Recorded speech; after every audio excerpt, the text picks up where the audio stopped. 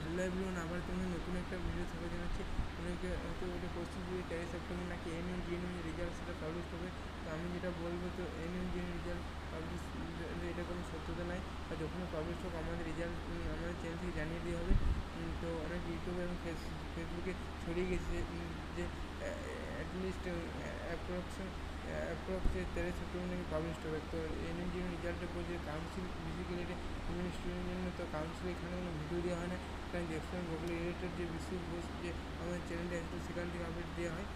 আর এখানে এদের ভুলভ্রান্তিকর কোনো কিছু কিন্তু বলে না, এইরকম ভুলভ্রান্তিকর অনেকে হয়তো ছড়িয়ে দিয়েছে।